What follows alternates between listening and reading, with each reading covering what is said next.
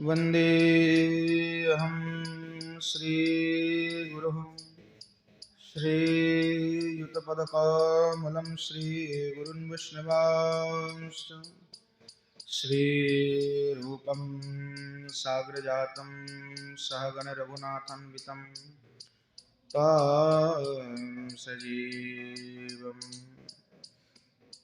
साद्वैतं सावधूतं परिजनसहितं श्रीकृष्णचैतन्यदेवं श्रीराधाकृष्णपादं सहगणललिता श्रीविशाखान्वितश्च गौररामशमारम्भं ईश्वरं च मध्यमाम् अस्मदाचार्यपर्यन्तं वन्दे गुरुपरम्परा। पाञ्चतत्त्वात्मकं कृष्णं भक्तरूपस्वरूपकं भक्तावतारं भक्ताख्यं नमामि भक्तशक्तिकम् वंशीविभूषितकरान्नवनीरदाभां पीताम्बरधरूनबिम्बफलाधरुष्ठा पूर्णेन्दुसुन्दरमुखादरविन्दनेत्रा कृष्णात् परं किमपि तत्त्वमहं न जाने। श्रीमद्भागवतं नौमि यश्वैकस्य प्रसादतः अज्ञातानपि जानाति सर्वसर्गमानपि गङ्गातरङ्गरमणीयजटाकलापं गौरी निरन्तरविभूषितवामभागम् नारायणप्रियमनङ्गमदापहारं वाराणसीपुरपतिं भज विश्वनाथं। राधाकरावचितपल्लववल्लरीके राधापदङ्कविलसन् मधुरस्थलीके राधा यशोमुखरमत्तखगावलीके राधा विहार विपिने रमतां मनो मे। नारायणं नमस्कृत्य नरं चैव नरोत्तमं देवीं सरस्वतीं व्यासं ततो जयमुदीरये। श्रीरूपं साग्रजं वन्दे रघुनाथं कृपामयं श्रीजीवं भट्टयोगं च शय्यनसुखदायकम् येषां सहजस्निग्धानं पादरेणुमीक्ष्णसा सर्वविघ्नविनाशाय शिरसा धारयाम्यहम्। वृन्द्यायै तुलसीदेवी प्रियायै केशवस्य च कृष्णभक्तिप्रदे देवी सत्यवती नमो नमः। वाञ्छकल्पतरुभ्यश्च कृपा सिन्धुभ्यैव च पतितानं पावनेभ्यो वैष्णवेभ्यो नमो नमः। हरे कृष्ण कृष्ण कृष्ण हरे हरे हरे राम राम राम हरे हरे। बोलो श्री युगल सरकार की जय, श्रीमन महाप्रभु की जय। बोलो जय जय श्री राधे श्याम। परम करुणामयी अखिल गुणवती श्री वृषभानुराजनंदिनी श्री किशोरी जी की परम कृपा से नित्य सत्संग में श्री रूप गोस्वामी पाद के द्वारा विरचित श्री स्तव माला का हम नित्य आस्वादन कर रहे हैं और स्तव माला में श्री उत्कलिका वल्लरी जो स्तव श्री गोस्वामी पाद ने लिखे हैं उसका हम आस्वादन कर रहे थे कि किस प्रकार से श्री गोस्वामी पाद श्री युगल सरकार के श्री चरणार बिंद में व्याकुल आकुल होकर के प्रार्थना निवेदन कर रहे हैं। किस प्रकार के अद्भुत प्रगाढ़ प्रेम श्री रूप गोस्वामी पाद का है। जुगल सरकार के श्री चरण में किस प्रकार के आकर्षण हैं। श्री गोस्वामी पाद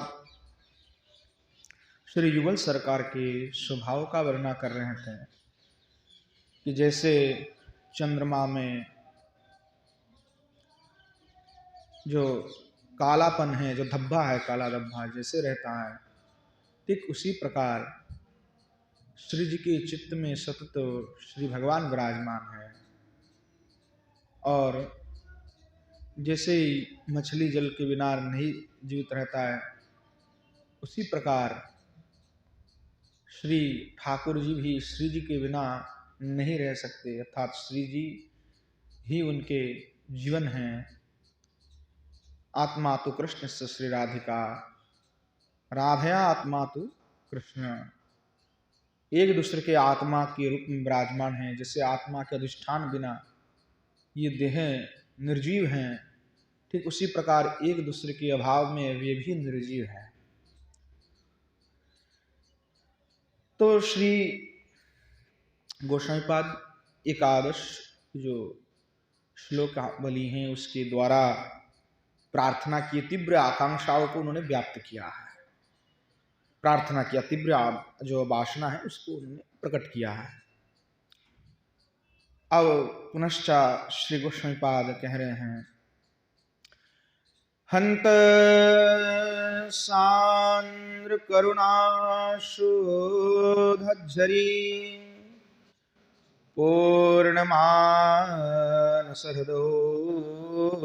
प्रसीदतम् दुर्जानेत्रदशतं रतेर्निज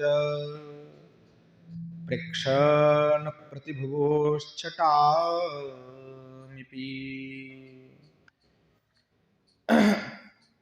किस प्रकार के अद्भुत प्रार्थना श्री गोस्वामी पाद कर रहे हैं। किम भिक्षसे, जो भिक्षा प्रार्थना कर रहे थे, भिक्षते किमपि दुर्भग जना, ये जो दुर्भागा है, हतभाग्य हैं, जिनको सेवा नहीं प्राप्त हुआ, वो दुर्भागा आपके निकट में कुछ याचना कर रहे हैं, कुछ प्रार्थना कर रहे हैं। किम भिक्षसे, क्या प्रार्थना है, क्या भिक्षा है। प्रार्थना नहीं है, कह रहा कि भिक्षा। तो भिक्षा और प्रार्थना में तो थोड़ा सा अंतर तो होता ही है। प्रार्थना तो ऐसे मांगा जाता है, याचना किया जाता है, परंतु भिक्षा तो ऐसे दिया जाता है कि मानो हमारे पास कुछ भी नहीं है, शून्य है, और इसलिए हम भीख मांग रहे हैं कि हमें कुछ ना कुछ तो प्राप्त हो जाए, कुछ ना कुछ हमें दे दो, क्योंकि हमारे पास तो कुछ भी नहीं है। तो भिक्षा इस प्रकार की प्रार्थना कर रहे हैं, भिक्षा मांग रहे हैं। हंतीति हर्षे, कह रहे हैं कि आप जो है हर्षित हो जाइए इस अधम के ऊपर। शांद्राभि करुणा सुधा झरि कृपा मृत निर्झरी पूर्णो मानसो हृदयो जयस्तु तत्सम्मोदने। अब संबोधन करते हुए कह रहे, हे जुगल सरकार, हे कृष्ण, हे राधिके, सांद्राभि करुणा सुधा झरि कृपा मृत निर्झरी पूर्णो मानस हृदयो, यानी हे जुगल सरकार, आप दोनों की जो हृदय है ना, मानस हृदय है, चित्त है, उस मानस चित्त में करुणा रूपी जो अमृत है, सांद्राभि करुणा, सांद्राभि का तात्पर्य का अमृत और करुणा अमृत है, तो ऐसे निर्मल करुणामृत के द्वारा, यानी करुणामृत कैसे क्या हो रहा है, झरी विकृतमामृत निर्झरे, यानी वहाँ जो करुणा है वो परिपूर्ण आपके हृदय पे करुणा के महासमुद्र, अमृत रूपी जो करुणा है वो आपके हृदय पे है और उसका कोई भी अंत नहीं है, यानी आप अनंत करुणामयी है, आपकी करुणा का कोई सीमा नहीं है, अपार करुणामयी है। जुगल सरकार को संबोधन करते हुए करे अपार करुणामय। और ऐसे मानस हृदय जयास्तु तत्संबदने, अर्थात करुणा से तो आप लोग सब भरे हुए हैं, तथा इसलिए अत्र दुर्जन है। मैं क्या हूं, तो कह रहा कि ये जो मैं कह रहा हूं, मैं जो प्रार्थना भिख मांग रहे हैं वो दुर्जन है।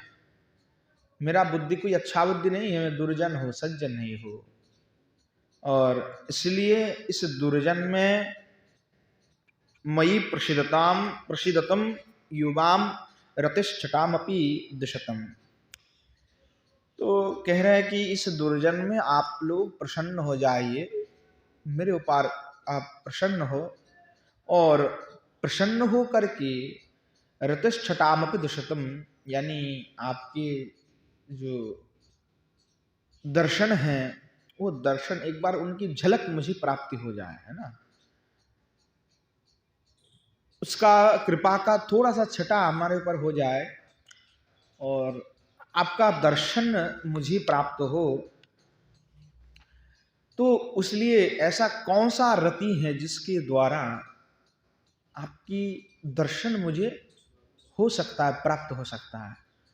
तो ये दर्शन प्राप्ति रूपी जो रति है, रति का आसक्ति प्रेम, तो ऐसा कौन सा क्रिया है जिसको करने पर मुझे आपका श्री चरण कमल का दर्शन प्राप्ति होगा।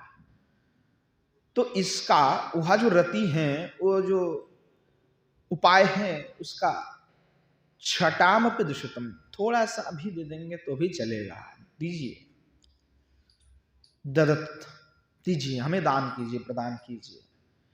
रति की दृश्य किस प्रकार की रति है, इत्याहो निजेती, और स्वयं की जो रति है, यानी जो जुगल चरण के में आसक्ति हो, प्रेम हो, वह प्रेम को प्रार्थना कर रहे हैं, यानी अपनी जो रति आपने, यानी जुगल सरकार कह रहे हैं, जुगल सरकार आप ही के चरण में राम रति हो, आसक्ति हो।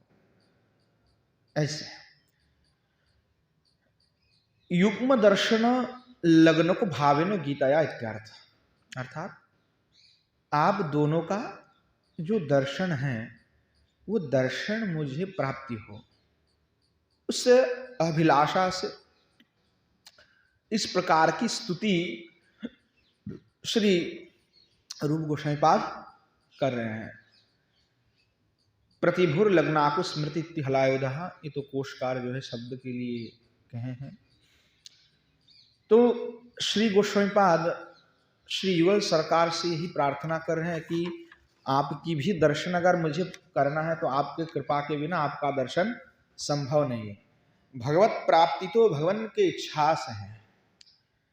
भगवान स्वयं भी कहते हैं कि भगवत प्राप्ति में कृपा तो कर देता, परंतु भगवान भक्त का कब मुझे प्राप्ति हो जाएगा वो मैं भी नहीं कह सकता, क्योंकि जैसे उसकी चित्त समाविष्ट हुआ तत्क्षणात मुझे दर्शन देना ही पड़ेगा। इसलिए एक घटना प्रसिद्ध है कि कोई एक व्यक्ति महात्मा बड़ा दुराचारी पापी था, पहले पूर्व जन्म में किसी साधु का संग किया और साधु से संग करने के पश्चात में उसका मन बदल गया। संत ने उपदेश दिया, एकांत हो करके, एक चित्त हो करके, निर्विकार हो करके, दुखीषु दिग्न मनहा सुखीषु विगत स्प्रिय वितराग भय क्रोधो स्थिर धूम रुच्यते, स्थिर धीर मन उच्यते। कह मुनि संत साधु किसे कहते हैं? बोले कि जिनका सुख में भी कोई आनंद नहीं होता है। सुखीषु दिग्न मनहा, जैसे हमें कोई वस्तु प्राप्ति हो गया जो हम चाहते हैं और वो प्राप्ति होने से हम तो आह्लादित हो जाते, आनंदित हो जाते कि हमको मिल गया, मिल गया, मिल गया। तो जो संत हैं, मुनि हैं, वो उस प्रकार आह्लाद नहीं करते हैं, यानी बाह्यिक विषय प्राप्ति पर आह्लाद नहीं करते। जुगल सरकार का श्री चरण कमल प्राप्ति होगा तो आह्लाद की तो विषय है ही, उसमें आह्लाद होना कोई दोष नहीं है। और श्री जुगल सरकार के दर्शन प्राप्ति नहीं हो रहा है, उसके लिए उद्विग्न हो जाना और उसके लिए रोना, वो भी बाह्यिक विषय नहीं है, वो तो भगवत विषय है। इसलिए उस विषय को छोड़ करके बाहरी कोई विषय प्राप्ति हो तो उससे आह्लादित होना और उसके नाश होने पर दुखी हो जाना, ऐसा बिल्कुल नहीं होना है। जो साधु है, संत है, वैष्णव है, उसको दुखेषु उद्विग्न मनः सुखेषु विगत स्पृहा, दुख में बिल्कुल उद्विग्न नहीं होनी चाहिए और सुख में आह्लादित नहीं होनी चाहिए। और लोभ क्रोध को जिसने परित्याग कर दिया, जिसने क्रोध को, अपनी इंद्रियों को वशीभूत करके क्रोध को छोड़ दिया है, समभाव हो चुके हैं, आत्मा के स्वयं के समान जो इस जगत को दिखते हैं, आत्मन्य एव पश्यति जगत्ताम्, यानी जो जगत को स्वयं के भांति देखते हैं कि जैसा मैं हूं वो भी ऐसा ही है। इसीलिए ना तो वो किसी प्राणी को कष्ट देता है, क्योंकि वो सोचेगा कि भगवान ने कहा कि ममि वांश जीव लोके जीव भूत सनातन, यही भगवान स्वयं ही कह रहे हैं कि मेरे ही अंश इस जीव में विद्यमान है। तो जब स्वयं भगवान उसमें विराजमान हैं तो हम कैसे उस जीव को, किस प्रकार उस जीव के साथ दुर्व्यवहार कर सकते हैं। तो जो संत होते हैं वो निर्वैरी होते हैं। तो ऐसे साधक को इस प्रकार की भाव हृदय में बना लेना चाहिए, बाहरी विषय से बिल्कुल मुक्त हो जाए। जब तक वो बाहरी विषय से मुक्त नहीं होगा तब तक उसका रति वृद्ध नहीं होगा। तब भगवान के प्रति जो आकर्षण है वो आकर्षण होगा ही नहीं।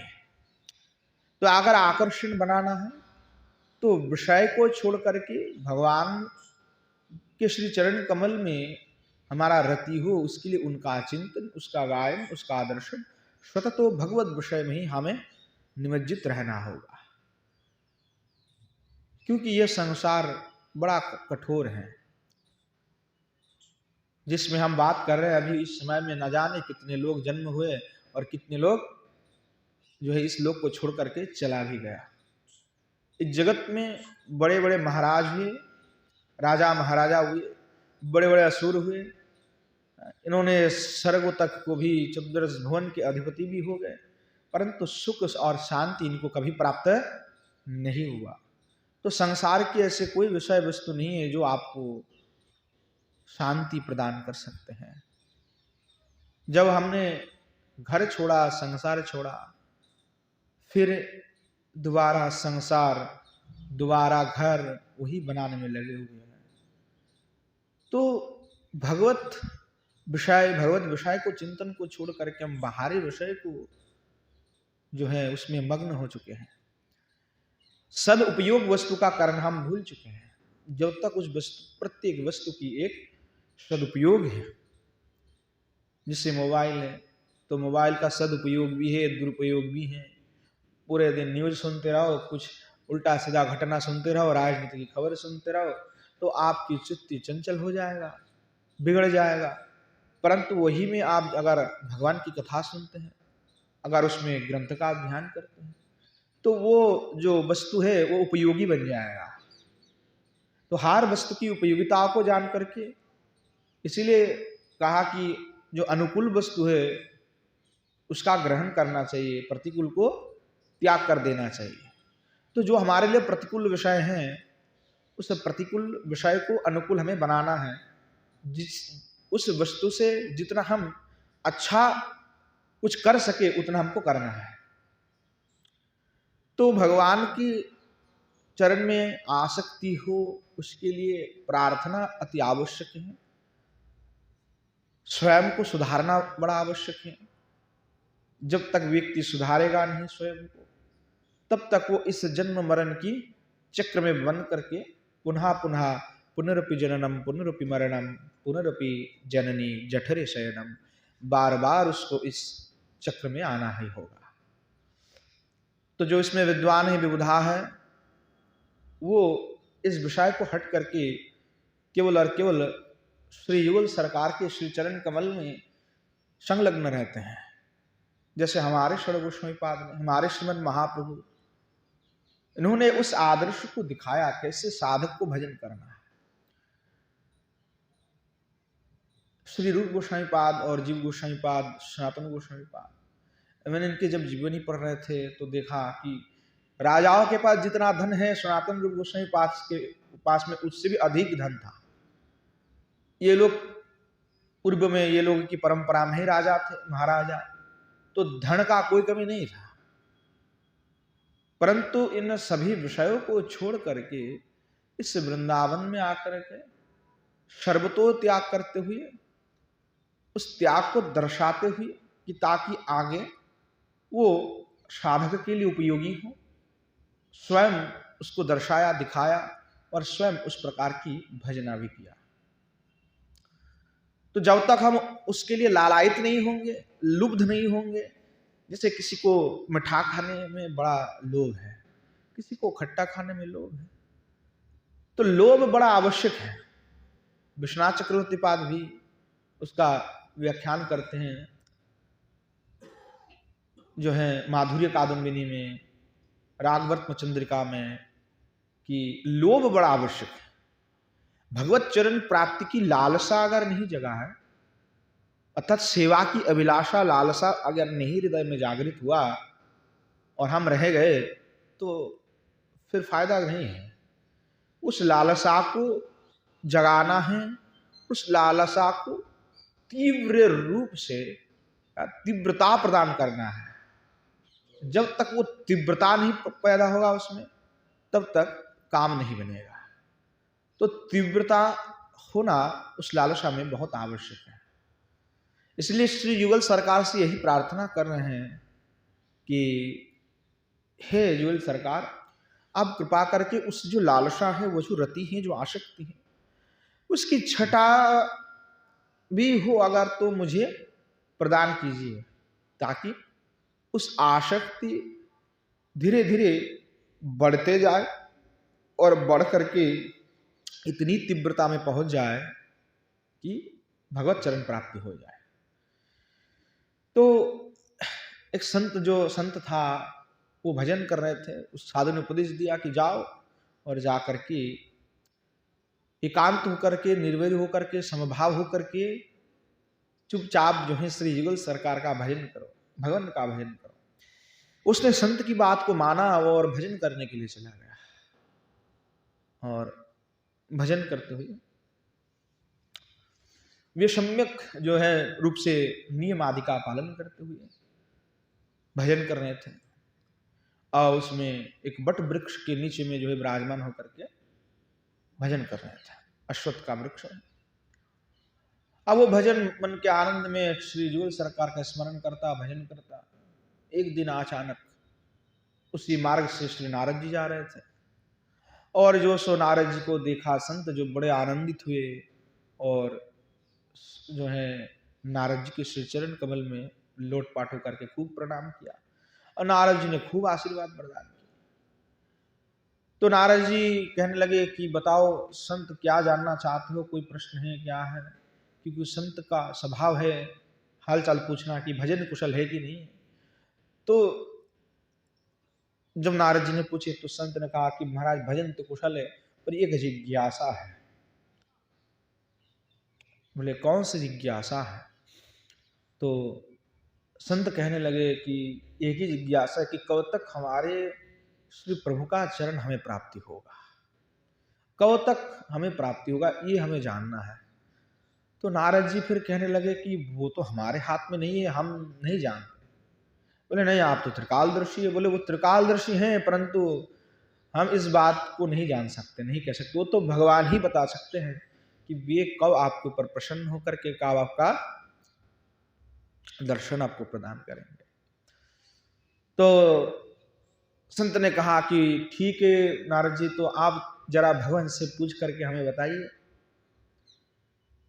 तो नारद जी ने कहा ठीक है तुम भजन करो, हम श्री भगवान से पूछ करके आते हैं कि कब तक तुम्हें जो है वो दर्शन प्रदान करेंगे। तो श्री नारद भगवान जो है श्री भगवान के पास पहुंच गए और भगवान से जाकर के पूछे कि हे गोविंद, आप कृपा करके बताइए, ये जो संत जो भजन कर रहे हैं आपकी, कब तक आप उनको प्राप्ति होंगे, कब तक उनको दर्शन प्रदान करेंगे, कब वो आपसे मिलेंगे। तो श्री भगवान मुस्कुराते हुए कहने लगे कि जिस वृक्ष के नीचे में विराजमान होकर के वो तपस्या कर रहे हैं, उतनी करोड़ों वर्ष के बाद उसको मैं दर्शन दूंगा। नारद जी सुन करके बड़े दुखित हो गए कि भैया ये अश्वत्थ का पेड़ है और इसमें तो नया कितने करोड़ पत्ता है और एक एक करोड़ वत्सर, हाँ सोचो कितनी वत्सर के बाद भगवान मिलेंगे। नारद जी बड़े दुखी हो गए और दुखी होकर के नारद जी एकदम मुंह लटकाते हुए संत के पास में आए। तो संत ने पूछा कि हे भगवान क्या हुआ, बताइए नारद जी क्या हुआ, क्या कहा भगवान ने। तो श्री ठाकुर जी क्या कहा बताइए आप। तो नारद जी के मुखारविंद का दर्शन करके संत तो कहने लगे कि महाराज ऐसा क्या हुआ जो आप मुंह लटकाए रखे हुए, बताइए आप बताइए प्रभु ने क्या कहा है, क्या बोला है उन्होंने। तो श्री नारद जी बोल रहे नहीं सुनो तो अच्छा है, जैसे भजन कर रहे हो वैसे भजन करते जाओ। अब साधु भी एकदम बिल्कुल उसको सुनने वाले नहीं थे, इन्होंने बिल्कुल बोला नहीं, आप जब पूछ के आए ठाकुर जी से तो हमको कहना ही होगा। तो जब संत ने जो है ऐसे ही बोलने लगे, छोड़े नहीं, तो नारद जी अंत में कहने लगे कि मैं दुख के साथ कह रहा हूं कि भगवान ने कहा कि जिस पेड़ के नीचे में विराजमान होकर के तुम भजन कर रहे हो, इसमें जितनी पत्ता है उतने करोड़ों वत्सर के बाद तुम्हें प्रभु दर्शन देंगे। और इतना सुनते ही संत की चित्त इतनी द्रवित हो गई, इतनी द्रवित हो गए, इतने आनंदित हो गए, वे आनंद से जो है नृत्य करने लगे। इतने आनंदित हुए कि प्रसन्न हुए कि भगवान मिलेंगे।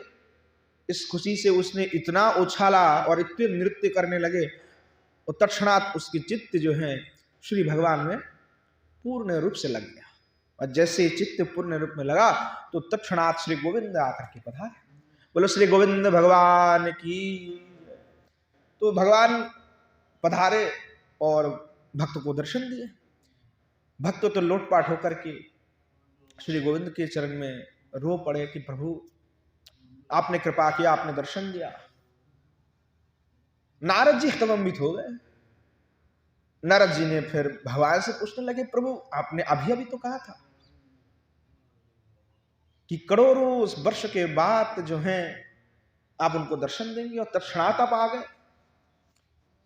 तो भगवान तब कहें कि नारद कब किसकी भगवत प्राप्ति होगा वो हमारे भी हाथ में नहीं है, हम भी नहीं जानते। जब भक्त की चित्त मुझ पे पूर्ण समर्पित हो जाए, समाविष्ट हो जाए और तत्क्षणात में उसको प्राप्त हो जाता हो, इसके लिए कोई अलग से कोई आवश्यकता नहीं है। जब उसकी लोभ तीव्रता होगा और उसके चित्त पूरा समर्पित होकर के भगवान मेरे चरण में लग जाएगा तो तत्क्षणात उसकी भगवत प्राप्ति हो जाएगा। तो भगवत प्राप्ति के विषय इतने अद्भुत है कि जो भजन करते हैं उसकी चित्त जैसे ही भगवान में पूर्ण रूप से समाहित होता है तत्क्षणात भगवान दर्शन प्रदान कर देते हैं। तो इसलिए बार बार नाम करो, बार बार लीला का स्मरण करो। कभी ना कभी तो एक पल ऐसा आएगा कि जिस समय में पूर्ण रूप से भगवान में मन लग जाएगा और जिस क्षण में भगवान में मन लगेगा उस क्षण में तुम्हारी कल्याण हो जाएगा, उसको कोई नहीं रोक पाएगा। तो इसीलिए सतत भगवान का चिंतन करके नाम करते हुए साधना करनी चाहिए, जप करना चाहिए। कि ताकि हम प्रयास कर रहे हैं कि कभी ना कभी तो पूर्ण रूप से श्री भगवान में हमारा मन लग जाए, यही अपेक्षा है। तो यही श्री गोस्वामी पाद कह रहे हैं कि कृपा की थोड़ा सा कण अगर हम कर देंगे तो मेरा मन कहीं ना कहीं आपके ऊपर लगे रहेगा, और वो जब लग जाएगा तो कहीं ना कहीं वो चिंतन करते करते करते एक दिन पूर्ण रूप से उसमें विलय हो जाएगा आपके श्री चरण कमल में। तब जो है अवश्य आपकी सेवा मुझे प्राप्ति हो जाएगी। तो गोपी मंजरी तो उसको कहते हैं जिन्होंने अपने अभिलाषाओं को, अपनी इंद्रिय की इच्छा को परित्याग कर दिया है, अर्थात उसका कोई भी विषय में आप मन नहीं है, केवल भगवत विषय को छोड़ करके उसके मन में किसी वस्तु के लिए कोई लालसा नहीं, कोई अपेक्षा नहीं है। और ऐसे अगर कोई भजन करेगा इसलिए हमारे श्री गोस्वामी पाद कहते हैं कि गोपियों का जो मार्ग है उसी मार्ग का आश्रय करते हुए हमें भगवत भजन करना है। श्री गोस्वामी पाद पुनश्च कह रहे हैं, श्यामयोर्नववयोषुष्माभ्यं गौरयोरमलकान्ति यशोभ्यां कापिवामखिलवल्गुवतंसो माधुरी सदा स्फुरता में। कह रहे हैं रति कार्य महाश्यामय रति, जो रति कार्य को कहते हुए श्यामय रति शब्द से कह रहे हैं, हे अखिलो बलगुवतंसो, अखिल बलगुवतंसो, अर्थात जो अखिल वस्तु हैं उन वस्तुओं का, जितने भी जगत में उपमा देने वाले वस्तु हैं, जिसका हम उपमा देते, जैसे चंद्रमा का उपमा दिया, हरिण की नेत्र का उपमा दिए, कमल की उपमा दिए, मणिमरकत की उपमा दिए, तो जितने भी उपमान वस्तु अर्थात उपमा देने के लिए जो भी वस्तु इस जगत में उपलब्ध हैं उन सब से सर्वो जनो मनोज्ञ शिरभूषण भुतु, अर्थात उन सभी से श्रेष्ठ, अर्थात उन सबके शिरभूषण रूप में आप विराजमान हैं। अर्थात आपकी शोभा के सामने कुछ भी जो है शोभायमान नहीं होते हैं। इसलिए पूर्व में भी कहा गया है कि जो भगवान है वो किसी वस्तु से शोभित नहीं है, वो नित्य ही शोभित है, उनको कोई वस्तु की अपेक्षा नहीं है। वो तो स्वयं भगवान में इतनी सुंदरता है कि वो स्वयं सिद्ध है। जैसे जगत में अगर हम देखते हैं तो जगत के लोग तो सजते हैं धजते हैं और फिर जो है सुंदर लगते हैं, मणि मरकत आदि पहनते हैं, तब जाकर के बड़े सुंदर लगते हैं। परंतु श्री भगवान जो है वैसा बिल्कुल नहीं है, उनको किसी वस्तु की आवश्यकता बिल्कुल नहीं है, वो नित्य ही जो है इस प्रकार से सुंदर है। इसीलिए कहा कि गोप्यास्तप किमचरन यदमुष्य रूपम लावण्य सार मसमर्द मनन्य सिद्धम दृग्धि प्रवंत्य अनुशवाभिनवम दुरापमेकांत धाम यशस श्रेयश्वर स्थिति। कि इस प्रकार से कि जो श्री भगवान हैं, सृष्टि में ऐसा किसी भी रूप नहीं है कि जो श्री भगवान के समान हो सकते हैं। और भगवान के जो रूप है वो सजाने संवारने से बिल्कुल नहीं है, वो नित्य उनकी स्वरूप है। वो स्वयं ही इतने सुंदर है। जैसे भगवान ने मकराकृति कुंडल को अपने धारण किया, कभी मीनाकृति को धारण किया, तो धारण करते ही सुशोभित हो रहा है ऐसी बात नहीं है। मकर जो है भगवान की कर्ण में भूषित होकर के स्वयं शोभित हो रहे हैं, भगवान को शोभित नहीं कर रहे हैं, वो स्वयं शोभित हो रहे हैं कि भगवान कितनी सुंदरता है। वो प्रार्थना कर रहे हैं कि मैं भी, मेरा सौभाग्य हो कि भगवान के श्री जो है कर्ण में मैं कुंडल के रूप में विराजमान हो जाऊं। इतनी सुंदर शोभा है। कौस्तुभमणि भगवान के गलदष्ट में विराजमान है, उससे भगवान शोभित नहीं हो रहे हैं। कौस्तुभमणि स्वयं शोभित हो रहा है भगवान की शोभा से। कौस्तुभमणि के जितना तेज है उससे अनंत कोटि तेज तो श्री भगवान के अंग से निकलते हैं। तो ऐसे कोई भी वस्तु के द्वारा श्री भगवान शोभित नहीं, अपितु वस्तु भगवान से सुशोभित हो रहा है। उनकी सौभाग्य है कि वो चिन्मय जो वस्तु हैं वो श्री भगवान के सब पार्षद हैं, और पार्षद ही उस रूप में विराजमान होकर के श्री भगवान की सेवा में नियुक्त हैं। एक एक जो पार्षद हैं वो एक एक चिन्मय स्वरूप को धारण करते हुए श्री भगवान के अंग में विराजमान में शोभित हैं। तो श्री भगवान की इस प्रकार अद्भुत रूप है कि उसको कोई भी देखते हैं तो कोई तृप्त नहीं हो पाता है, क्योंकि तृप्त होने का तात्पर्य है कि वहीं पे खत्म हो जाना। जैसे हमने खाना, हमारे भूख लगे और हमने खूब भर करके खा लिए, गले तक भर गए हैं, अब भरने के बाद भाई खाना तो खाना है ही नहीं, तो फिर तृप्त होने के बाद तो फिर भूख खत्म। तो भूख खत्म मतलब उस वस्तु से हमारी चित्त क्या हो गया, हट गया, संपर्क टूट गए, क्योंकि जब तक पेट में भूख नहीं है तब तक खाने की चिंता बिल्कुल नहीं होगा, तो तब तक उस विषय से हमारी मन हट गया। तो इसलिए भगवान की इस प्रकार के रूप है कि उसको कोई दर्शन करते तो कभी तृप्त नहीं होता है, क्योंकि वो सतत नवायमान है।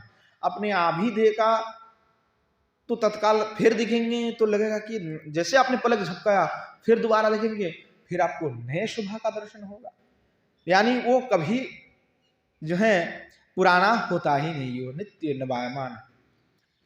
इसीलिए समग्र यश, ऐश्वर्य, रस, रूप, गंध सब कुछ श्री भगवान में विराजमान है। तत् सब कुछ श्री भगवान से ही प्रकट हुए। ये रूप, रस, गंध आदि जो भी हैं वो सब श्री भगवान के आश्रय में है। तो ऐसे जो श्री भगवान है कि वैकुंठ जो दुर्लभ है, जो भगवान जोगियों के लिए, यानी जो सदातः भगवान के साथ योग युक्त हैं, ऐसे योग युक्त जो साधक है उनके लिए भी भगवान दुर्लभ है। और ऐसे दुर्लभ जो भगवान है उनको पता नहीं गोपियों ने ऐसा कौन सा पुण्य किया। भागवत जी कहते हैं कि ब्रजवासी ने ऐसा कौन सा पुण्य किया है कि जिसके आधार पर वहां जो परम परमात्मा है उनका नित्य सतत उनका दर्शन इनको प्राप्त हो रहा है। ऐसा कौन सा भाग्य, ऐसा कौन सा इन्होंने कर्म किया हुआ है कि इनको नित्य भगवान का दर्शन प्राप्त हो। और वो कौन सा कर्म है, तो कर्म है कि सर्वस्व को त्याग करते हुए उन्होंने श्री भगवान के साथ संबंध जोड़ लिया। सब कुछ छोड़ करके आर्य पथम चहित्वा, यानी अपने जितने भी धर्म हैं, वेदादि शास्त्र में जो धर्म है उन धर्मों का भी उन्होंने परित्याग कर दिया है। क्योंकि लोक में धर्म, लौकिक जो धर्म हम कहते हैं, जैसे हम लौकिक लोक में हैं, तो इस समाज एक व्यवस्था बना के रखे हुए हैं और हम सभी उस समाज व्यवस्था के मध्य में हैं। यानी समाज में रहना है तो समाज की व्यवस्था मानना होगा। परंतु गोपियों ने उस समाज की जो व्यवस्था है, जो रीति और रिवाज है, उसको भी उन्होंने छोड़ दिया। सब कुछ छोड़ करके उन्होंने श्री भगवान के श्री चरण कमल में पूर्ण रूप से समर्पित हो गए हैं। इसीलिए क्या, या दुस्तज आर्य पथम चहित्या, यानी लोग इस जगत में वेदादि धर्म को कोई त्याग नहीं कर पाते। तो यहाँ पे वेदादि धर्म का कोई त्याग नहीं किया, अभी तो वेदादि धर्म का आश्रय किया है। वेद में वर्णित जो लौकिक धर्म है उसका परित्याग किया, परंतु वेद में वर्णित जो परम धर्म है उस धर्म का गोपियों ने आश्रय किया। क्योंकि वेद ही क्या है, वेद ही स्वयं, वेदो नारायण स्वयं, वेद कृष्ण स्वयं, स्वयं भगवान ही वेद है। तो जो वेद स्वरूप भगवान है उनकी आश्रय उन्होंने पूर्ण रूप से ले लिया। इसलिए भगवान ने कहा, जैसे इन्होंने वेदादि धर्म का उल्लंघन किया, लौकिक धर्म का, क्योंकि आपने विवाह किया तो आप जिससे आपकी विवाह होगा वो आपके पति हैं, तो आपके लिए आप पत्नी हो चुके हैं, तो पत्नी का एक धर्म है, पति के धर्म है, पिता का भी धर्म है, पुत्र के भी धर्म है, अलग अलग सभी धर्म हैं, दान धर्म है, राज धर्म है, इन अलग अलग धर्म हैं। तो इन धर्मों के आश्रय में सभी रहते हैं, परंतु गोपी ने उन सभी धर्मों का परित्याग किया। तो इसलिए भगवान, इस धर्म का आपने परित्याग किया तो धर्म का परित्याग करने से पाप होगा कि नहीं होगा? अवश्य ही होगा। धर्म को आपने त्याग कर दिया तो पाप होगा, तो उस पाप से हमें बचाएगा कौन? इसीलिए भगवान ने गीता में कहा, सर्वधर्मान परित्यज्य मामेकम शरणं व्रज अहम तम सर्व पापेभ्यो मोक्षयिष्यामि मा शुच। भगवान ने कहा कि हमने जितने धर्म वेद में निरूपण कर दिया है, क्योंकि मैं स्वयं ही वेद हूं। और वेद कितने? बोले वेदानंत, अनंत है भगवान और अनंत है वेद। वेद शब्द का तात्पर्य ज्ञान। तो ऐसे आप धर्म को परित्याग करके, यानी पत्नी का धर्म त्याग कर दिया, गृहस्थ का धर्म त्याग कर दिया, पुत्र का धर्म कर दिया। कोई अपने पिता माता को ना देख करके सन्यासी बन चुका है, तो पिता माता नाराज हो गए कि तूने पिता माता पुत्र का आकर धर्म नहीं निभाया। परंतु उस पुत्र ने आकर श्री भगवत चरण में पूर्ण रूप से शरण ले लिया, तो उसने पिता माता का परित्याग किया, इसका अपराध उसको नहीं लगेगा। क्यों नहीं लगेगा? क्योंकि भगवान स्वयं कह रहा है कि सर्वधर्मान, हमने जितने धर्म का निरूपण किया उस धर्म का परित्यज्य, उसका परित्याग करके माम एकम शरणं व्रज, अगर तुमने मेरे शरण ले लिया है तो अहम तम सर्व पापेभ्यो, तुमने जो धर्म का उल्लंघन किया उससे जो पाप तुम्हें हुई, उस पाप से मुक्ति कौन कराएंगे? मैं अहम तम सर्व पापेभ्यो मोक्षयिष्यामि मा शुच। बोले चिंता मत करना, उस पाप क्योंकि फल देने वाला मैं हूं, तो उसके लिए तुम चिंता बिल्कुल मत करो कि कोई अपराध हो गया, कुछ हो गया। नहीं, भगवत चरण में तुमने समर्पित हो गए सब कुछ परित्याग करके, तो भगवान तुम्हारा कल्याण अवश्य ही करेगा। भगवान उसका दृढ़ प्रतिज्ञा करते हुए, मां सोचो, चिंता शोक मत करो, चिंता मत करो, मैं ही तुम्हें उससे मुक्त करूंगा, मोक्ष को प्रदान करूंगा।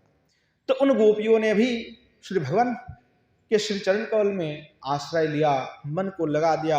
उन्होंने संसार की सब जो धर्म है उस धर्म का भी, देह धर्म को त्याग कर दिया। देह का भी धर्म होते हैं, उस धर्म को भी उन्होंने परित्याग कर दिया। सभी धर्म का परित्याग करते उन्होंने एकांतिक रूप से भगवान का शरण ग्रहण किया। इसलिए उनसे कोई बड़ा भक्त नहीं है। और वही जो गोपी है, उनके चरण कमल का आश्रय करते हुए उन्होंने जो मार्ग दिखाया, उसी मार्ग को दोबारा श्री चैतन्य महाप्रभु ने दर्शाते हुए उस मार्ग का अनुसरण करते हुए श्री रूप सनातन आदि ने भजन किया और हम जैसे अधम जीवों के लिए मार्ग दिखाया कि तुम भी उसी राह पर चल करके श्री चरण कमल, भगवान के श्री चरण कमल की प्राप्ति कर सकते हो। तो इस प्रकार श्री गोस्वामीपाद सब कुछ तो परित्याग कर दिया। रूप गोस्वामीपाद अब वृंदावन में है, मांग क्या रहे हैं कि केवल भिक्षा, कि आपकी सेवा प्राप्ति हो, आपके श्री चरण कमल में मेरा रति हो जाए, मुझे सेवा मिले निकुंज में, और कोई अपेक्षा वस्तु की नहीं है। तो कह रहे कि जो श्री भगवान हैं वो सभी से श्रेष्ठ हैं, जितने भी उपमान हैं उससे अधिक अधिक भगवान श्रेष्ठ हैं। वाम युवयो कापी माधुरी सुंदरता में हृदय सदा स्फुरता, यानी आपके जो दोनों का जो माधुरी है, तो वे सदा मेरे हृदय पे स्फूर्ति प्राप्त हो रहा है। मैं सदा तो जब भी चिंता करता हूँ तो आपकी जुगल छवि का दर्शन मुझे प्राप्ति होता है, आपकी मधुराति मधुर जो सुंदर रूप है उसका मुझे दर्शन प्राप्ति होता है। तो जब दर्शन प्राप्ति होगा तो मैं कैसे बिना मन लगाए रह पाऊँ? ये तो संभव ही नहीं है। तो बोले वाम कृदशय और इत्या, किस प्रकार से आपका दर्शन प्राप्ति हो रहे हैं, कैसे आप मेरे चित्त में स्फुरित हो रहे हैं। कह रहे नवो वयो सुषमाभ्यम श्यामोरिति नवे स्तुते वश सुषमश्चिति सुषमा परम शोभा इत्यामरा, यानी कह रहे हैं कि आप जो जुगल सरकार दोनों हैं, उन दोनों में जो एक हैं वे अभिनव वयस, यानी सदा ही नित्य वयस है। न दोनों ही तो नित्य किशोर है, किशोर किशोर ये नित्य हैं, उम्र बढ़ते नहीं हैं, नित्य किशोर अवस्था में। तो उसमें श्यामश्चिति पुमांस्त्रियत्कृशेषः एवं गौरीरित्यत्र च नववयसा श्यामा षोडश वार्षिकी राधा नव सुषम श्याम मरकतमणि प्रख्या। तो कह रहे हैं जैसे नववयसा स्त्रियां हैं, उस प्रकार जो षोडश युवती हैं, 16 साल की उम्र है, उस प्रकार जो युवती हैं, स्त्रियां हैं, उस प्रकार की शोभा से एक युक्त है।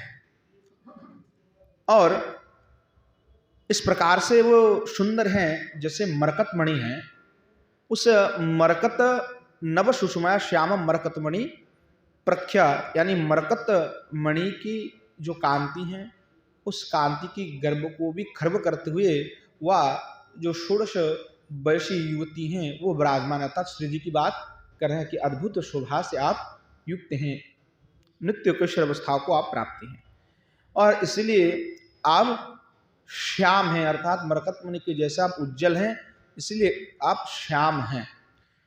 और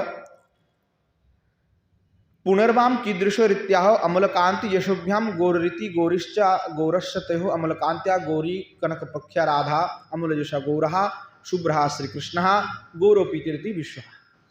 यानी जो श्री गोस्वामीपाद कह रहे हैं कि जो श्री जी की स्वभाव का वर्णन करते हुए कह रहे हैं, क्योंकि दोनों अभेद हैं, और अभेद हैं इसीलिए जो श्री ठाकुर जी को उद्देश्य करके कह रहा है श्री कृष्ण इत्यार्था, जो कृष्ण के उद्देश्य में कहा कि श्याम वर्ण तो श्री भगवान ही है, परंतु श्री जी की स्वभाव का जो दीप्ति है, दीप्ति को देखते हुए कह रहे हैं कि अब श्याम है। क्यों कह रहे हैं? जैसे तीव्र जो अगर रश्मि होगा, जैसे कि यहाँ पे अगर हम हजार किलोवाट का बल्ब लगा दें, सूर्य की तरफ आपने देखा, थोड़ा सा देखते आपको क्या लगेगा? पूरा अंधारा दिखेगा, एकदम बिल्कुल अंधेरा, नहीं सब काला काला दिखेगा। सूर्य की तरफ कभी देखिएगा, 1-2 मिनट आपने देखा और तुरंत क्या हो जाएगा? पूरा आंख में कुछ दिखाई नहीं देगा, पूरा सब काला काला हो जाएगा, तो श्याम हो चुके हैं। तो श्री जी की जो कांति है वो कांति इस प्रकार है कि जिसके दर्शन करते ही लगता जो आंख एकदम पूरा झलसा जाता है और उससे श्याम का दर्शन होने लगता है। उसका प्रतिपादन कर रहे हैं कि इसीलिए आप श्याम हैं, और श्याम शब्द में श्री भगवान को वंदना कर रहे हैं, क्योंकि श्री जी ही कृष्ण है और कृष्ण ही श्री जी है।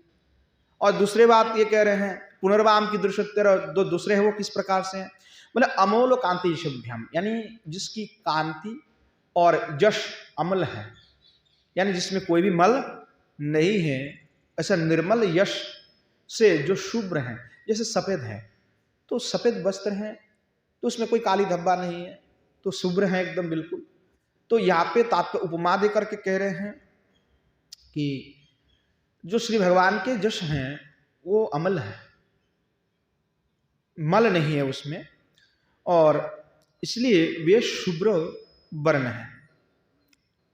तो इस प्रकार से श्री भगवान की वंदना करते हुए कह रहे हैं गौरी कांति कनक प्रख्या राधा।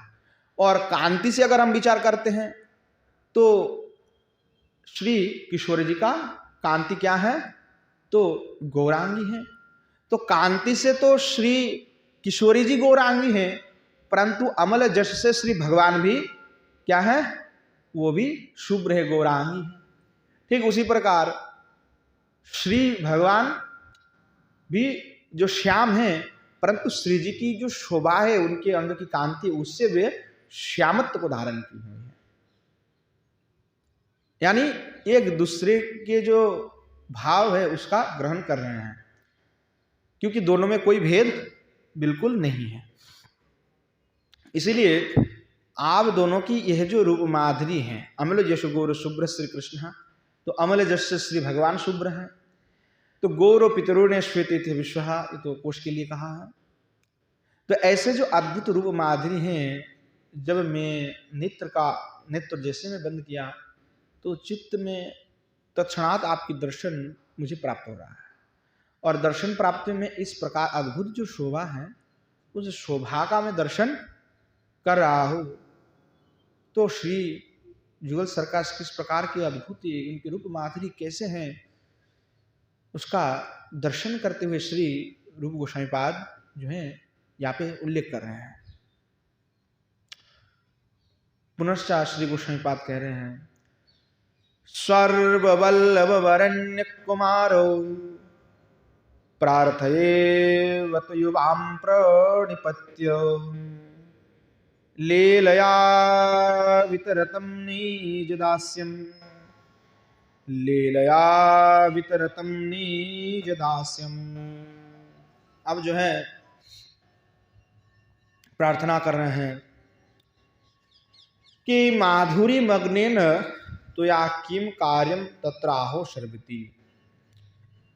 कि माधुरी से मग्न होकर के आप जो है क्रियाएं कर रहे हैं, क्या कर रहे हैं, वो कह रहे हैं कि मैं आपके माधुरी से तो मग्न है, और जो मग्न होकर के मैं क्या कर रहा हूं, क्या मेरा कार्य है, उसको कह रहे हैं कि सर्वेषाम बल्लवानाम गोपानाम वरेण्य वरेण्य वृषभानुराजो।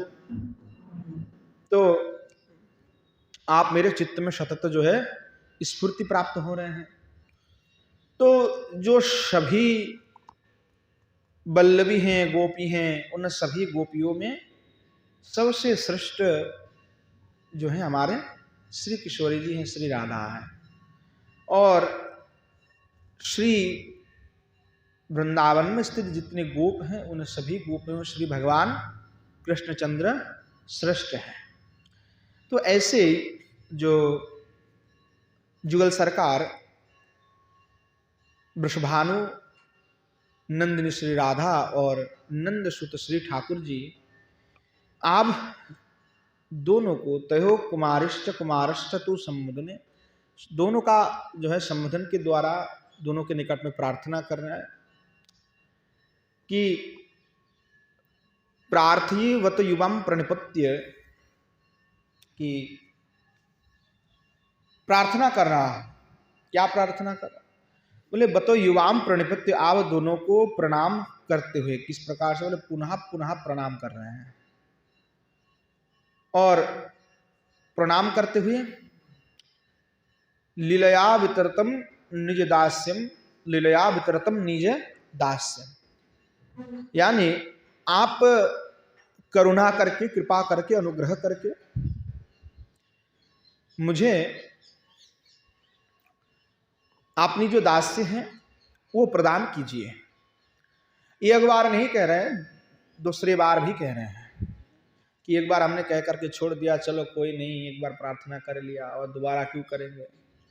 बोले नहीं, दृढ़ता के साथ दोबारा प्रार्थना वही कर रहे हैं कि लीलया वितरतम निज दास्यम, अपनी लीलाओं को प्रदान कीजिए, यानी आपके लीला का दर्शन करने का, आपके श्री चरण कमल का सेवा करने का मुझे सौभाग्य प्रदान कीजिए, अनुग्रह प्रदान कीजिए। तो दास्यताओं को छोड़ करके कुछ भी श्री गोसाई पाद का अपेक्षा नहीं है। श्रीमन महाप्रभु भी अपनी स्वयं की परिचय देते हैं कि गोपी भर्तुर पद कमलोर दासानुदास है। जब श्रीमन महाप्रभु से किसी ने पूछा कि तुम्हारा परिचय क्या है, तो श्री भगवान ने ही कहा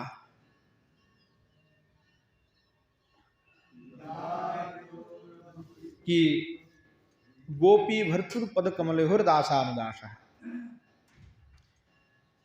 जो श्री भगवान कृष्णचंद्र गोपी भर्तु हैं, उनके चरण कमल के जो दास हैं, उन दास के भी जो दास है उनके में अनुदास हो, मेरा यही परिचय है, कोई दूसरी परिचय नहीं है। लोग तो आजकल जगत गुरु होने के लिए, ब्रह्मांड गुरु होने के लिए तरसते हैं, पद और प्रतिष्ठाओं के लालच में। तो ये पद और प्रतिष्ठा बड़ा खतरनाक है। जो स्वयं को ब्रह्म मानते हैं, वो ब्रह्मवाद, ब्रह्म को मानने वाले जो स्वयं हैं, वो स्वयं को जगत गुरु कह सकते हैं। परंतु हमारे भक्त के लिए हम जगत गुरु नहीं हो सकते। कृष्णम वंदे जगत गुरुम, कृष्ण के अलावा कोई भी जगत गुरु नहीं हो सकता, क्योंकि कोई भी इस जगत में समर्थ नहीं है। ब्रह्मविद ब्रह्मैव भवति, जो ब्रह्म को जानते हैं वो स्वयं ब्रह्मत्व को प्राप्ति कर लेता है। परंतु किसको प्राप्ति करता है? कि ब्रह्म तेज मात्र को प्राप्ति करता है, अर्थात जो ब्रह्म तेज ज्योति है उसमें उसका विलय हो जाता है, फिर उसका कोई अस्तित्व नहीं रहता। तो जो स्वयं को ब्रह्म मानते हैं वो लोग अपने भाव को प्रकट कर सकते हैं, परंतु जो वैष्णव हैं, जो श्री गौड़ीय संप्रदाय के अनुयायी हैं, जो श्री गोपियों का अनुयायी है, जो ब्रज के अनुयायी हैं, जो ब्रज के रसोपसक हैं, वो कभी भी इस प्रकार से कभी ये नहीं कहेगा कि जगत गुरु है, क्योंकि इस जगत में तो जगत के गुरु श्री भगवान ही हैं। तो इसलिए भक्त तो अपने आप को दास के अलावा और कुछ भी नहीं मानते हैं। इसलिए हमारे गौड़ीय संप्रदाय में इतने विद्वान हुए, कभी किसी ने भी दिग्विजय के लिए इधर उधर नहीं भटके हैं। पहले क्या होता था कि कोई विद्वान होते थे, न्याय दर्शन आदि पढ़ लिया, सर्वशास्त्र ज्ञात हो गए, तो पूरे भारत में परिभ्रमण करते थे और स्थान स्थान में जाकर के शास्त्रार्थ करते थे और शास्त्रार्थ करके उन सभी को परास्त करके फिर वो स्वयं की प्रसिद्धि करते थे। परंतु गौड़ीय संप्रदाय में ऐसा बिल्कुल किसी ने नहीं किया है। जबकि श्री जीव गोस्वामी के जैसा विद्वान उपलब्ध ही नहीं था उस समय। कितने बड़े विद्वान थे। किसी ने जो व्यक्ति हैं जो विद्वान हैं, उन्होंने पूरे भारत में अनेक जगह में पंडितों को हराते हुए श्री रूप गोस्वामी पाद के पास आया।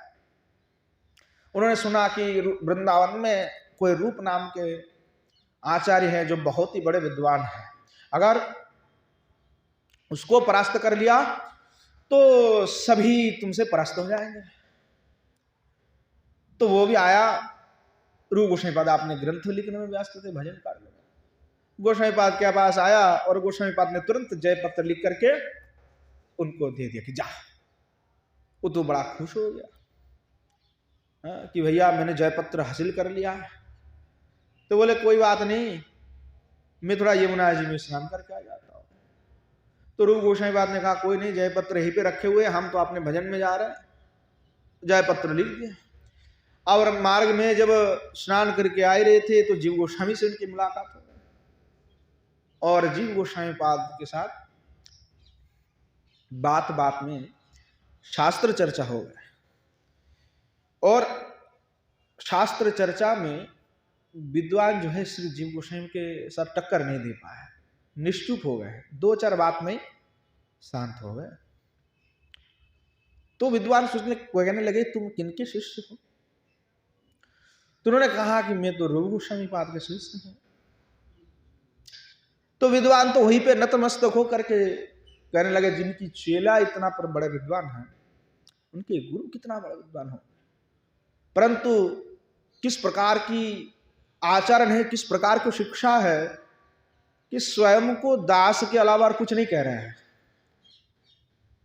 यानी जिनके शिष्य जगत गुरु को, जिसने भारत को परास्त कर भारत में सब बड़े बड़े विद्वानों को हराया, उनको परास्त कर दिया, उनमें बिल्कुल घमंड नहीं है। वो अभी भी यही सोच रहे हैं कि मैं तो दास हूं, मैं अधम हूं, मैं पामर हूं, मेरे से बड़ा कोई दुर्भागा नहीं है। तो क्या आचरण दिखा रहे आचार्य पाद कि मान गर्भो ये यश मान प्रतिष्ठा सब शुक्रेर विष्ठा। श्री कविराज गोस्वामी पाद कह रहे हैं कि ये जो मान है, ये यश है और ये प्रतिष्ठा है, ये सब शुकर की विष्ठा है, सुअर की विष्ठा, मल है और कुछ नहीं है। प्रतिष्ठा कब तक रहता है?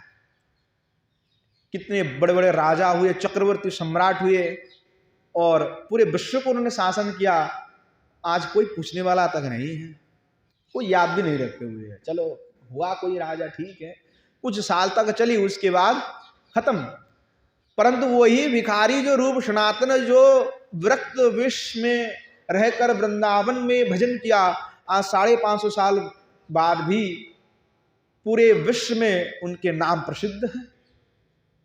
और था उनके पास क्या धन? कोई धन नहीं था, कोई प्रतिष्ठा नहीं थे, था तो केवल श्री युगल सरकार की स्तव और स्तुति से भरे हुए हृदय। जिस हृदय से उन्होंने केवल श्री युगल सरकार की स्तुति किया है, गुणगान किया, और आज वे अमर हो गए हैं। परंतु जिन्होंने बड़े बड़े महल बनाया, बड़े बड़े काम किए, वो सब आज नष्ट हो चुके हैं। परंतु यह वस्तु आज भी नष्ट नहीं हुआ है।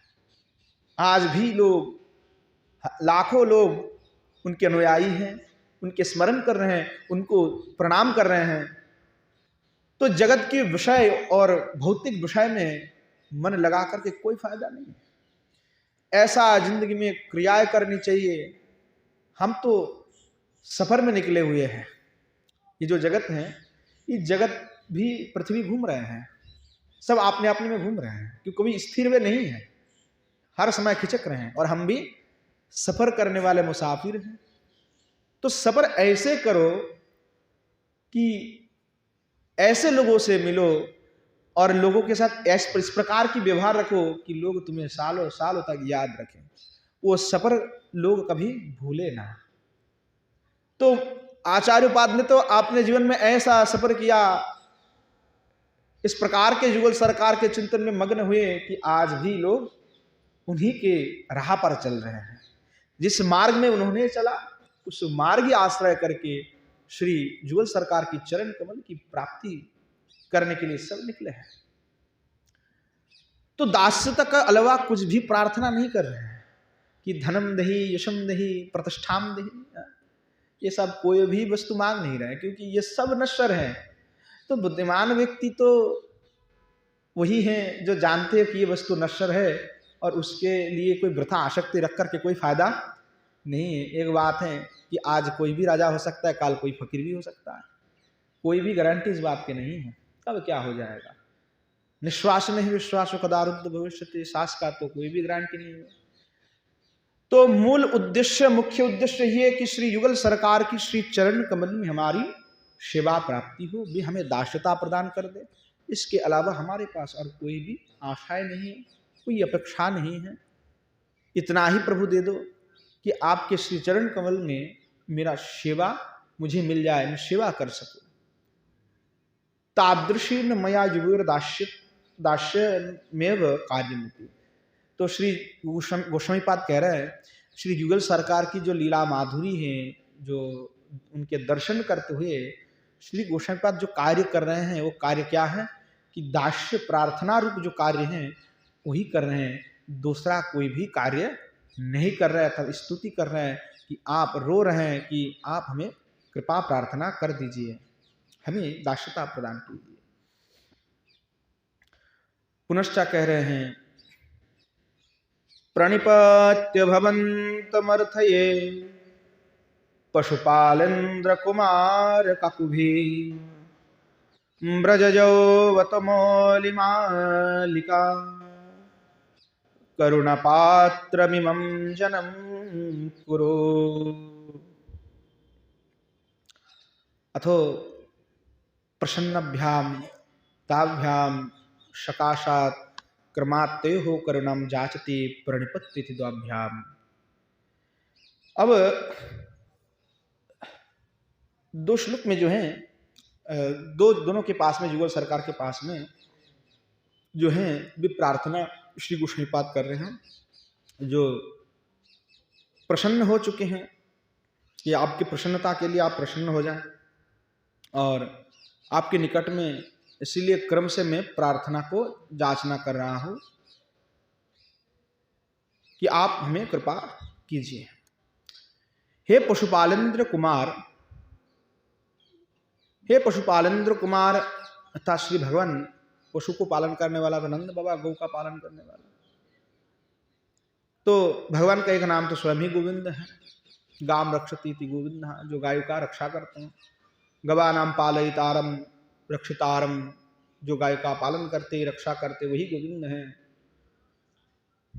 तो ऐसे जो श्री भगवान हैं, भवंतम प्रणिपात, तो आपको प्रणाम करते हुए, काकू भी रहम अर्थ है, काकू वाणी के द्वारा नहीं, बहुत शोक की भूति होकर के आकुल, जो व्याकुल प्रार्थना है उसके द्वारा प्रार्थना कर रहे हैं। आकुल होकर के, व्याकुल होकर के, मैंने जैसे किसी नवयुवती हैं जिसकी विवाह हुआ और विवाह होने के बाद रात्रि के पश्चात उसकी पति का वहीं पे अंत हो गया हो, और ऐसे अगर अंत हो जाए तो उस समय वह पत्नी किस प्रकार से रोदन करेगी, क्योंकि अभी सद्य उसका विवाह हुई है और दूसरे दिन ही उसका पति जो है मरा गया, तो किस प्रकार से रोएगी। तो उस प्रकार जो शोक है, उस शोक को कहते हुए कह रहे काकू वाणी, उस प्रकार जो शोक है उस शोक को प्रकट करते हुए श्री गोस्वामीपाद कह रहा है कि हे कृष्णचंद्र ठाकुर जी, आपके निकट में जो है मैं प्रार्थना कर रहा हूँ, रोदन करते हुए जाचना करता हूँ। बोले की मर्थे से तत्राह ब्रजति, क्या जाचना कर रहे हो, क्या अर्थ है जाचना करने का, कारण क्या है। तो कह रहे हैं गोकुल युवती वृंदो शीर सृग भूतया, यानी गोकुल के जो युवती हैं और युवती का समूह, एक युवती नहीं है, जितने भी ब्रज के युवती हैं शिरस्रग भूतया, जैसे सिर है उन्होंने उसमें जैसे माला, जैसे केश को बंधन किया और उसमें माला जो है पहनती है, उस प्रकार उसके अर्थात शिरभूषण के रूप में, यानी सबसे उत्तम श्रेष्ठ रूप में जो श्री विराजमान श्री किशोरी जी हैं, श्री राधया, उस राधा का दयाभाजनम एवं मलक्षणम जन्म कुर्वती, मेरे जैसे इस अधम को आप कृपा कर दीजिए ताकि जो श्री जी हैं, श्री राधा है, उनकी कृपा का पात्र में हो सकूं। ऐसा आप मन लक्षणम जन्म कुर्वती, अर्थात ऐसा कोई उपाय कर दीजिए, ऐसा कोई कृपा कर दीजिए ताकि श्री राधिका जी की करुणा की पात्र में बन सकूं। आपसे यही प्रार्थना है श्री भगवान, और दूसरी कोई अपेक्षा नहीं है। पुनश्च श्री किशोर जी के पास में प्रार्थना कर रहे हैं कि द्वाभ्याम इति द्वाभ्याम, यानी दोनों के पास में जो प्रार्थना कर रहे थे 2 श्लोक में। पुनश्च कह रहे गोस्वामी पाद, भवतीमभिवाद्य चाटुभिर् वरमोर्जस्वरिवर्यमर्थये, भवदीयतया कृपं यथा मयि कुर्यादधिकं भकान्तकः। कह रहे हैं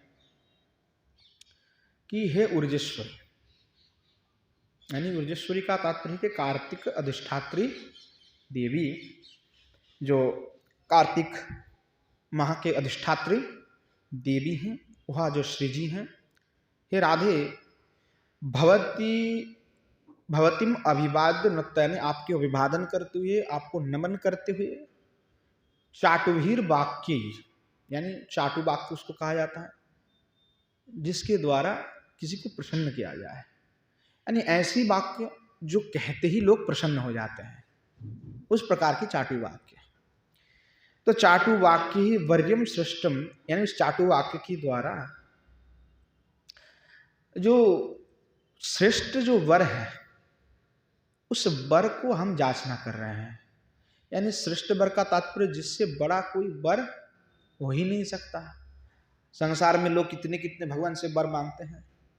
असुर जब तपस्या करते, बड़ा घनघोर कठोरों वर्ष साल तक जो है पैर में खड़ा होकर के, एक पैर में एक अंगुली पे तपस्या कर रहे हैं, परंतु तपस्या का उद्देश्य क्या है? तपस्या का उद्देश्य विषय मात्र की प्राप्ति है। तो जो तपस्या विषय मात्र की प्राप्ति है, विषय यानी लौकिक वस्तु, जिसे रावण ने कठोर तपस्या किया, उसका तपस्या का उद्देश्य क्या था? उद्देश्य था कि मुझे संसार पे राज करना है और मुझे चतुर्दश भुवन के जो है मालिक होना है, सबके ऊपर मैं राज करना चाहता हूं। हिरण्यकशिपु ने वो भी तो तपस्या किया, उसने भी तपस्या उसलिए किया कि मुझे भी इस चतुर्दश भुवन के अधिपति बनना है, सबके ऊपर राज करना है। तो इस प्रकार की जो तपस्या है, लोग भाले ही जयकारा लगाते कि दादा रावण की जय हो, परंतु उद्देश्य तो देखो कि तपस्या कोई भगवत प्राप्ति के लिए नहीं कर रहे हैं, या शिव जी की तपस्या करें तो शिव जी की चरण कमल की प्राप्ति उनके उद्देश्य नहीं है। शिव जी से वर लेना है ताकि मैं इस संसार के ऊपर राज कर सकूं। शिव के प्रति भक्ति नहीं है, उससे वर मिलेगा शिव से, उससे अपेक्षा है श्री भगवान शिव से मुझे वर मिल सकता है, ब्रह्मा से मुझे वर मिल सकता है, उस अपेक्षा के कारण वो तपस्या कर रहे हैं। भक्ति प्रति नहीं है, क्योंकि बिना अपेक्षा से अगर कोई भक्ति की जाए तो ही वो प्रकृत भक्ति कह जाएगा। जैसे गोस्वामी पाद कोई वस्तु की आनुषंगिक अपेक्षा नहीं रख रहे, केवल उनकी चरण कमल की प्राप्ति के अलावा वे कोई प्रार्थना नहीं कर रहे हैं।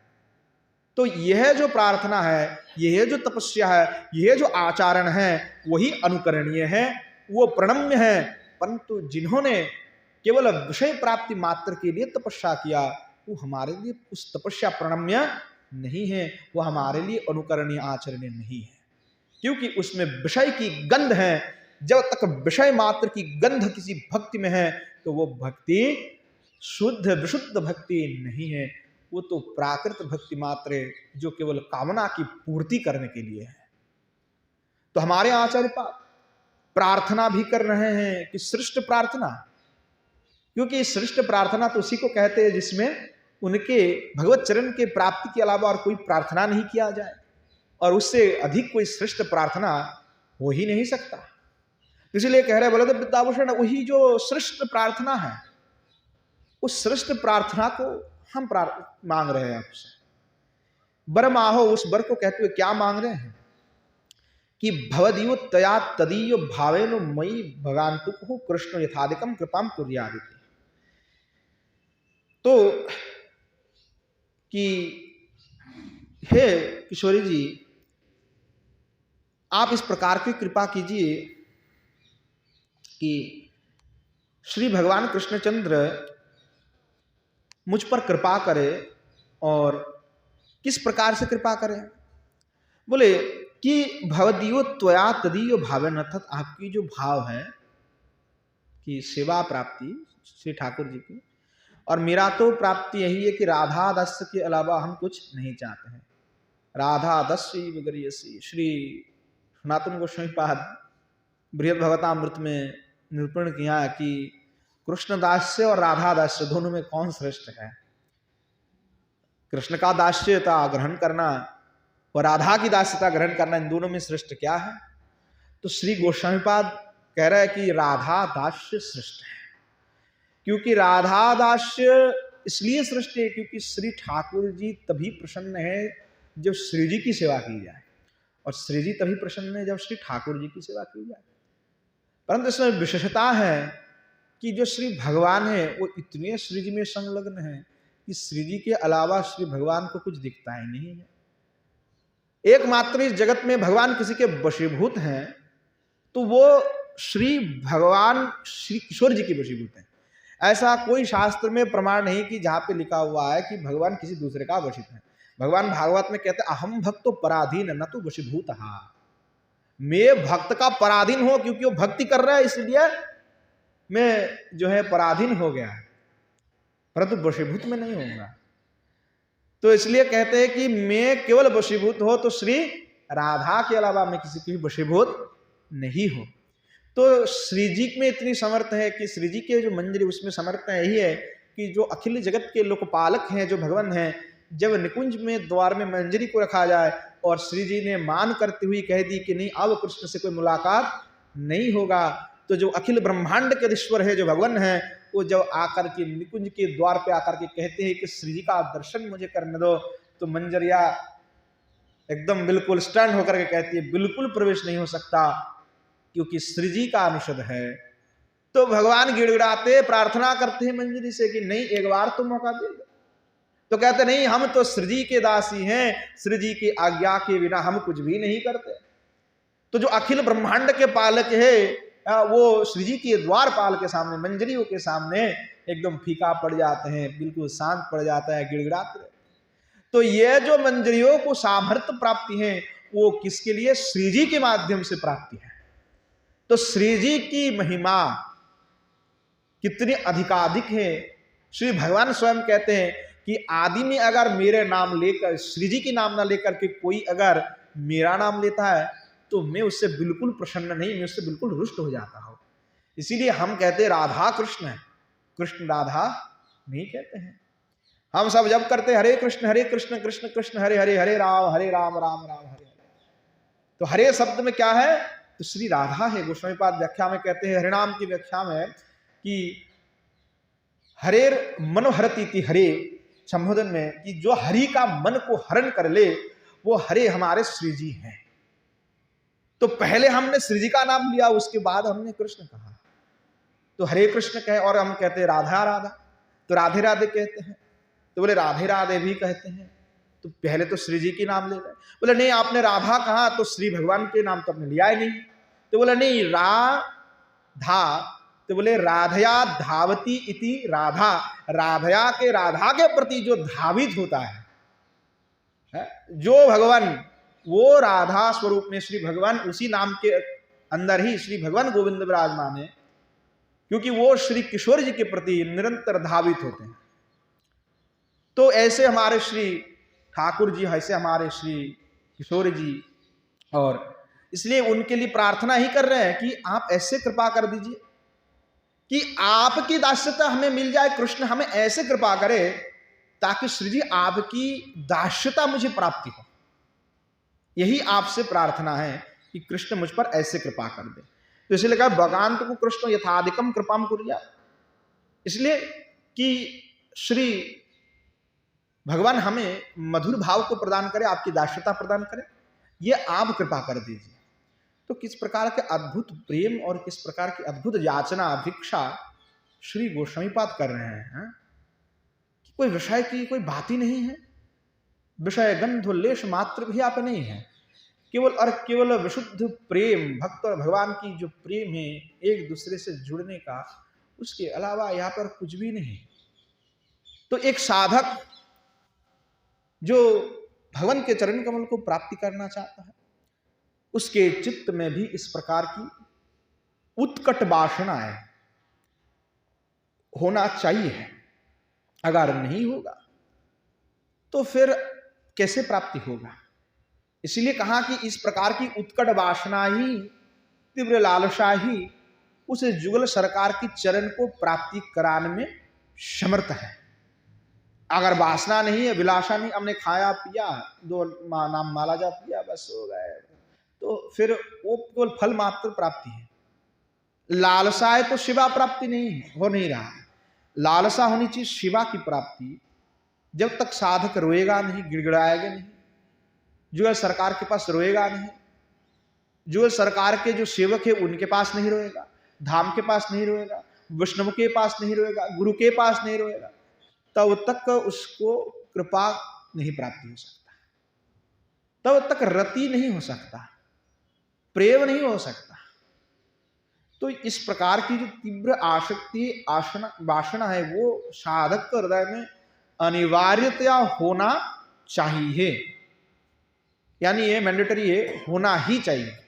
नहीं होगा तो भगवत प्राप्ति भूल जाओ, सेवा प्राप्ति नहीं होगा फिर। तो श्री गोस्वामीपाद पुनश्च प्रार्थना करते हुए कह रहे हैं, अब जाचना तो युगल सरकार से कर लिया है, धाम से भी कर लिए, वृंदा से भी कर लिए, अब श्री युगल सरकार के जो पार्षद हैं उनसे याचना कर रहे हैं। क्या याचना कर रहे हैं? देशे विदेश बिहार माचरंत सह पशुपाल वरण्य नंदानभ्यम प्रणये जनगणास्त्वयोः कुरुध्वम् मयि करुणां बतका कुमाकलय्य। अब जो है अथो तत् पार्षद वर्गाभ्यम सकाशत जाचते दिशिति। अब श्री गोस्वामीपाद जो है उनकी जो पार्षद हैं, जो पार्षद वर्ग हैं, यानी जुगल सरकार के जो सखाए और सखिया है, उनके निकट में दयाम जाचते, दया प्रार्थना कर रही, कृपा प्रार्थना कर रहे कि आप दया कर दीजिए। जुगल सरकार नहीं कर रहे तो आप ही कर देंगे, इसलिए का दासानुदास भवितास में भूयो, आपकी दास की दासता मुझे प्राप्ति हो जाए, यही हमारे लिए काफी है। तो इसलिए भगवान के जो सेवक है उनसे आप सेवा प्रार्थना करें, उनसे प्रार्थना कर रहे हैं कि हे तयो प्रणय जनगणा, अर्थात जो पार्षद गण है, जो आपके प्रेम जो है सतत श्री जुगल सरकार के प्रति है, यानी आपके चित्त सतत श्री जुगल सरकार के सेवा में लगे हुए, आप निरंतर सेवा कर रहे हैं। श्री राधासख्य कृष्ण से सखाश्च इत्यर्थ, यानी जो जुगल सरकार के जो सखा और सखी हैं उनको उद्देश्य करके कह रहे हैं, मत काकु कुमा कलय्य श्रुत्वा, यानी मेरे जो काकु वाणी है, जैसे रोदन करते हुए कह रहे हैं, इसको आकलय्या यानी उसको सुन करके, श्रुतमयि करुणाम क्रुद्धम यूयम, आप सभी उसको सुनिए कि मैं किस प्रकार से रोदन कर रहा हूं, आपके पास दया भिक्षा मांग रहा हूं कि कैसे भी हमें कृपा कीजिए ताकि जुगल सरकार की श्री चरण प्राप्ति हमें हो। इसलिए करुणाम क्रुद्धम यूयम, आप सभी मुझ पर कृपा कीजिए, करुणा कीजिए।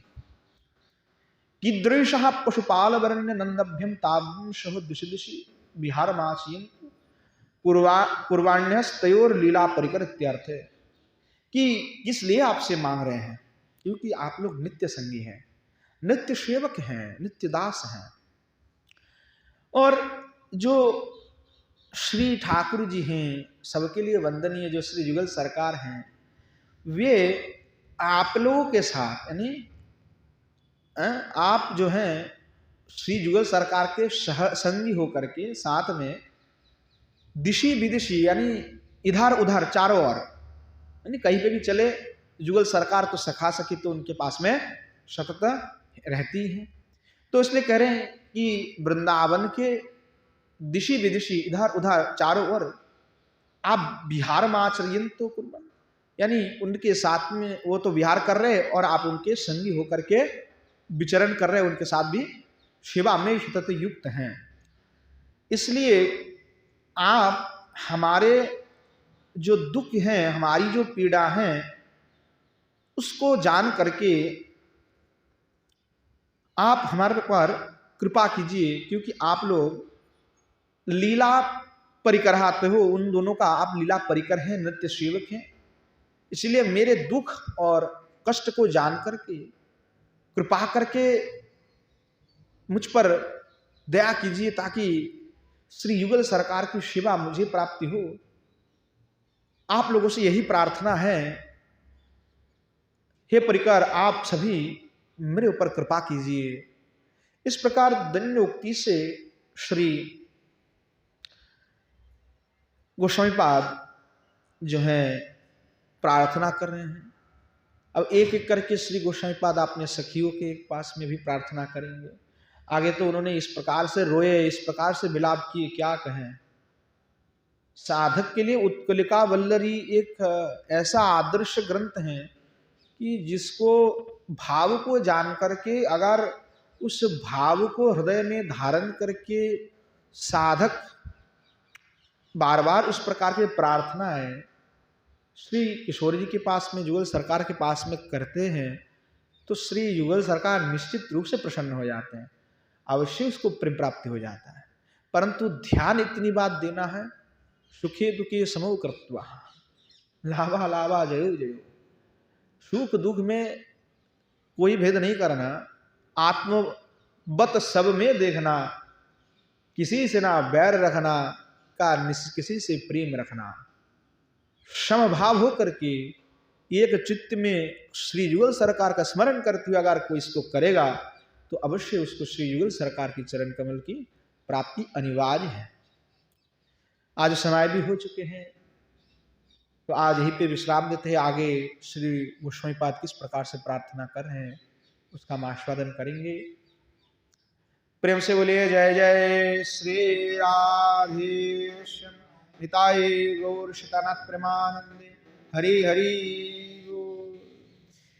श्री युगल सरकार की जय, श्री युगल सरकार के समस्त पार्षद वृंद की जय, श्री वृंदावन धाम की जय, धाम में विराजमान सभी संत विष्णु भक्त वृंद की जय, श्री गिरिराज गोवर्धन की जय, श्री यमुना मैया की जय, श्रीमन महाप्रभु की जय, श्रीमन महाप्रभु की समस्त पार्षद वृंद की जय, श्री नवद्वीप धाम की जय, धाम में विराजमान सभी संत वैष्णव भक्त वृंद की जय, गंगा मैया की जय।